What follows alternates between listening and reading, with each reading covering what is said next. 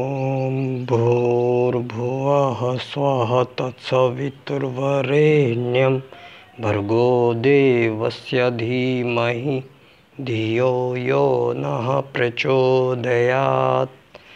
ॐ गुरुर्ब्रह्मा गुरुर्विष्णु गुरुरेव महेश्वर गुरुर्साक्षात् परब्रह्म तस्मै श्री गुरुवे नमः।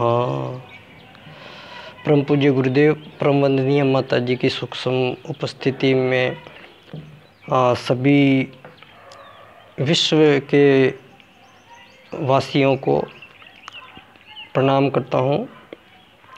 दोस्तों, बाल्यकाल सेवा संस्थान ये एक प्रपोजली एनजीओ का गठन गुरु सत्ता के मार्गदर्शन में मैंने 7 साल पहले पंडित दीनदयाल उपाध्याय जी की जन्मस्थली धानक्या स्टेशन जयपुर में है।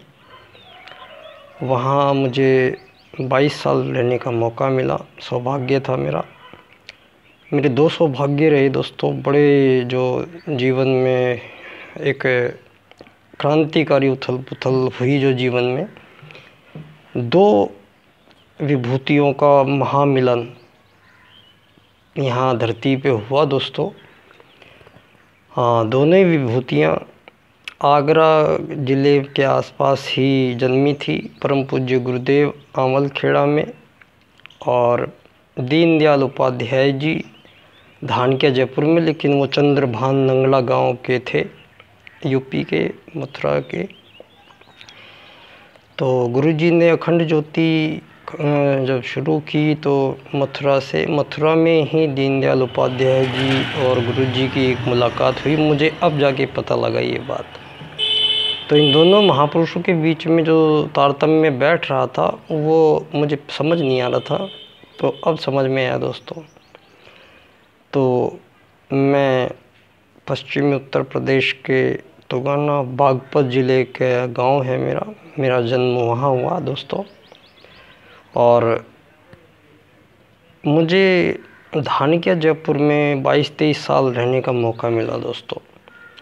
फिर अचानक से ही बीच में फिर एक गड़बड़ हुई। कई बार टॉप टू बॉटम रहा जीवन। तो हाँ, एक बार फिर बीच में ऐसा मौका आया तो मुझे फिर जयपुर से धानक्या से जाना पड़ा। मुझे 6-7 साल ही हुए थे। तो वहाँ कुछ ऐसी घटना हो गई, दुर्घटना, तो मुझे फिर गांव आना पड़ा। और गांव से फिर मुझे गुरुदेव ने अपने सपनों के विश्वविद्यालय देव संस्कृति विश्वविद्यालय शांति कुंज हरिद्वार मुझे वहाँ उन्होंने बुलाया और वहाँ से मुझे अध्ययन का मौका मिला गुरुजी के सपनों के विश्वविद्यालय में डॉक्टर प्रणव पांड्या जी के मार्गदर्शन में। तो समग्र स्वास्थ्य प्रबंधक ये मैंने वहाँ से कोर्स किया और फिर समयदान किया 6 महीने झांसी में किया। तो आज भी याद आते हैं वो दिन जब त्यागी था मेरे साथ और एक दोस्त और था मेरा पौड़ी गढ़वाल का। तो हम तीनों ने समयदान बराबर किया और हमने 3 महीने किया, फिर 3 महीने फिर किया बाद में लगातार। तो 6 महीने हमें वहाँ घूमने का मौका मिला गुरुदेव के गृह के आसपास। तो दोस्तों, इन 2 महापुरुषों में मुझे समझ नहीं आ रहा था, क्योंकि परम पूज्य गुरुदेव ने आध्यात्मिक रास्ते के माध्यम से सूक्ष्म ऊर्जाओं के सानिध्य में और एक महान परिवर्तन पूरे विश्व में उन्होंने एक पूरे युग की नवनिर्माण की एक संकल्पना को साकार रूप दिया दोस्तों। तो परम पूज्य गुरुदेव ने युग निर्माण योजना अपनी बनाई और गुरुजी आध्यात्म के माध्यम से, सूक्ष्म के माध्यम से, कारण के माध्यम से वो अपने उस उच्च उद्देश्य के प्रति उन्होंने अपना पूरा जीवन समर्पण कर दिया। उन्होंने गायत्री महामंत्र की दीक्षा सबको दी दोस्तों। इससे पहले गायत्री महामंत्र बीच में मध्यकाल के बाद में इसको एक तरीके से बैन कर दिया था कि कोई इसको महिलाएं नहीं बोल सकती, इसको दूसरी नीची जातियों वाले नहीं बोल सकते हैं। तो ये बहुत सारे षड्यंत्रों के माध्यम से इन्हें हमारा जो आर्यव्रत है दोस्तों, वो बिल्कुल उसको पाताल लोक में इन्होंने झोंक दिया था। तो गुरुजी ने गायत्री मंत्र की दीक्षा दी सबको और बताया कि गायत्री क्या है। गायत्री इस ब्रह्मांड की जननी है। तो गायत्री बोला 2 शब्दों से मिलकर बनाया, गे प्लस त्री। गे बोलते हैं प्राण को, त्री बोलते हैं धारण करने को, प्राणों को धारण करे वो गायत्री में है। तो जितने भी प्राणी हैं धरती पे, वो सारे प्राण जिनके अंदर आते हैं, प्राण से संचालित प्राणी हैं जितने भी, वो सब गायत्री में हैं। तो गायत्री कोई देवी या एक स्ट्रक्चर का नाम नहीं है दोस्तों। गायत्री एक नाम है जीवन को धारण करने वाली, प्राणों को धारण करना। तो प्राणी मात्र एक समान गुरुजी ने बोला। तो प्राणी मात्र एक समान मतलब ये छोटे जीव हैं, बड़े जीव हैं, पेड़ पौधे हैं, ये सब वृक्ष वनस्पतियाँ हैं, ये सब बोलते हैं दोस्तों, ये सब बातें करते हैं। प्रोफेसर जगदीश चंद्र बसु जी हुए हमारे देश में महान वैज्ञानिक, जिन्होंने साबित किया था कि पेड़ पौधे बात भी करते हैं और हंसते भी हैं और दुख भी होता है और संवेदनशील इतने होते हैं कि हज़ारों किलोमीटर दूर एक बार डॉक्टर साहब गए हुए थे। तो वहाँ उनका कोई एक्सीडेंट हो गया, तो उन्होंने अपने एक पेड़ से रोज़ बात करते थे। वहाँ पे उन्होंने यंत्र लगा रखे थे, कंपन मापी यंत्र। जगदीश चंद्र बसु जी का एक्सीडेंट हुआ एक बार, तो जिस टाइम उनका एक्सीडेंट हुआ तो हज़ारों किलोमीटर दूर बैठे उस पेड़ को पता लग गया और उसकी वाइब्रेशन में अचानक से बहुत बढ़ गई उसकी वाइब्रेशन। तो बाद में ये साबित किया गया कि पेड़ पौधे भी भावनाशील होते हैं, विचारशील होते हैं और इनके अंदर भी पूरा ईश्वर विद्यमान है। और जीव जंतु जितने हैं उनमें सब में ईश्वर विद्यमान है दोस्तों। तो ईश्वर मतलब भगवान, ईश्वर, अल्लाह, गॉड, वाहेगुरु, आप उसको कितने भी नाम दे दीजिए, नाम से कोई फ़र्क नहीं पड़ता है दोस्तों। सबसे बड़ी त्रुटि क्या हुई है धरती पे, ये धर्म, अर्थ, काम, मोक्ष, वेद ज्ञान धरती पे पहले आया। तो वेद ज्ञान के माध्यम से मानव जीवन को सर्वश्रेष्ठ संकल्पना के साथ, मोक्ष की संकल्पना के साथ प्रस्तुत किया दोस्तों। तो मोक्ष पाना जीवन का लक्ष्य है। हम यहाँ धरती पे क्यों आए हैं और हमें यहाँ पे रह के करना क्या है और यहाँ से हम जाएंगे कहाँ। तो दोस्तों दीनदयाल उपाध्याय जी एक ऐसे राजनेता हुए दोस्तों जिन्होंने एक पुल का काम कर दिया। तो परम पूज्य गुरुदेव की युग निर्माण योजना को पूरे संसार पे लागू कैसे किया जाए, तो वो एक राजनीतिक वाद के माध्यम से होगा दोस्तों। तो पंडित दीनदयाल उपाध्याय जी ने एक राजनीतिक चिंतन मंत्र, धरती पे पहले जो मानव आया दोस्तों वो हिमालय क्षेत्र में आया और ब्रह्मा जी के अर्ध शरीर से एक नर शरीर और एक अर्ध शरीर से नारी शरीर, आत्मा दोनों में ब्रह्मा जी की है। तो दोनों पहले आदमी का आगमन हुआ, उनका नाम मनु था और पहली महिला शत्रुपा थी।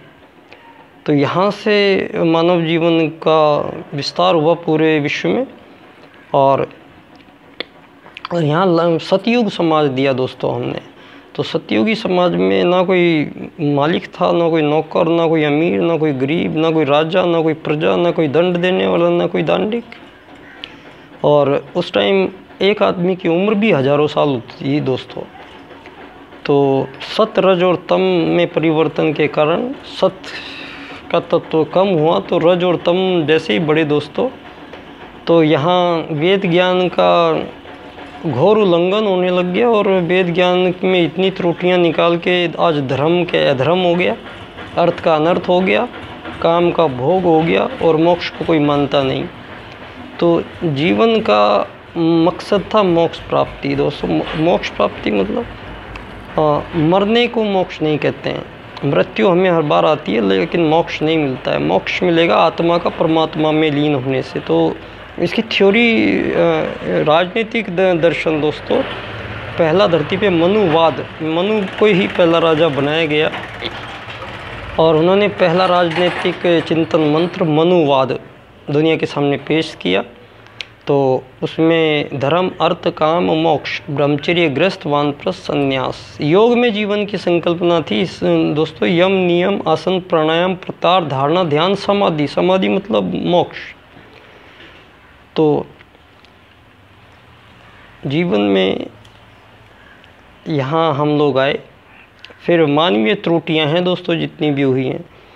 तो यहाँ मनुवाद का बाद में धर्म इतने सारे बन गए, आज तक ये धर्मों में लड़ाई जारी है, गले काट रहे हैं एक दूसरे के। अर्थ का अनर्थ कर दिया। वेद में इनका आशय कुछ और था, इनका मंतव्य कुछ और था, इनका अर्थ कुछ और था और बाद में इनके अर्थ का अनर्थ कर दिए गए दोस्तों। तो वेद के अनुसार धर्म क्या है? वेद के अनुसार धर्म है मानव का मानवीयता धारण करना ही धर्म है और अमानवीयता अधर्म है दोस्तों। सीधी सी बात थी। तो इसमें बहुत सारे चीज़ें आपस में लड़ने की और अलग अलग दिखाने की ज़रूरत नहीं थी दोस्तों, और हम एक घोर षड्यंत्र के शिकार हुए और जीवन को दुखदाई और इन हालात में हमने गर्त में धकेल दिया मानवता को।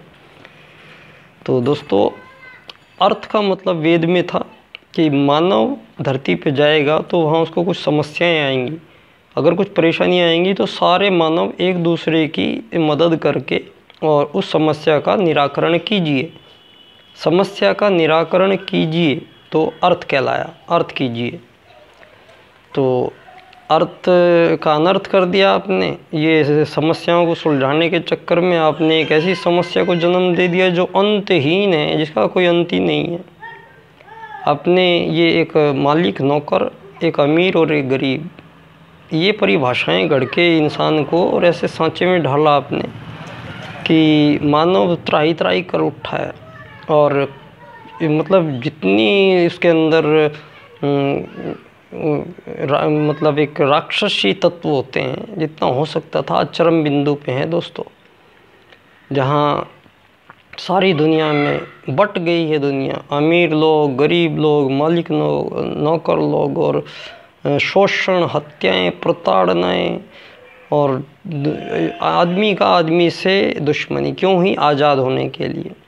आज़ाद किससे? एक मानव से कभी आज़ाद नहीं हो सकता दोस्तों। यहाँ घोर षड्यंत्र किए गए। एक तो धर्म और अधर्म के बीच में धर्म निरपेक्षता कुछ होता ही नहीं है, कोई शब्द ही नहीं है। तो ये धर्म निरपेक्षता यहाँ पे ये शब्द से हमारे पूरे उस धर्म तत्व का उल्लंघन किया और उसको तोड़ दिया गया। आज सारी दुनिया में धार्मिक लोग हैं लेकिन अधर्म ही अधर्म है। अर्थ का दुनिया में इतना पैसा है, अमेरिका का डॉलर सबसे महंगा है, उससे नीचे फ्रैंक है, युआन है, ये रुपया है, ये टका है, ये सोना है, ये चांदी है, ये हीरो है, जुवारात है। इनमें ऐसा उलझ के रह गया दोस्तों कि उसका जीवन नरक से भी बदतर बना दिया आप लोगों ने।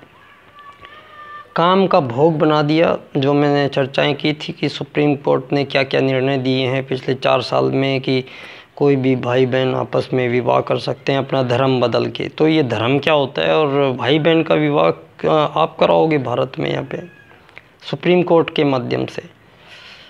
दोस्तों असहनीय पीड़ाओं से के दौर से गुजर रहे हैं हम लोग इस समय। तो दूसरा सुप्रीम कोर्ट कहता है कि टीनेजर्स जितने भी हैं वो लिव इन रिलेशनशिप में कहीं भी रह सकते हैं। ब्रह्मचर्य आश्रम को ख़त्म कर दिया आपने। कैसे रह सकते हैं दोस्तों? फिर बोलते हैं कि आदमी आदमी और औरत औरत शादी करके साथ रह सकते हैं, तो जानवर भी नहीं करते हैं प्रकृति में कोई। तो ये कैसे हो सकता है? हो नहीं सकता है। और फिर आप बोले कि किसी भी पुरुष की स्त्री कितने भी लोगों से अवैध संबंध रख सकती है, उसके शरीर पर पति का अधिकार नहीं है। अर्धांगिनी किसको कहते हैं फिर? और वो कैसे कर सकते हैं? ये अभिचारी समाज आपने जो फैलाया है सारी दुनिया में, इसका तोड़ दिया जाएगा। ये होगा पंडित दीनदयाल जी का एकात्मानववाद, और ये विषय है मानव एकात्मवाद से समग्र व संपूर्ण वैश्वीकरणवाद।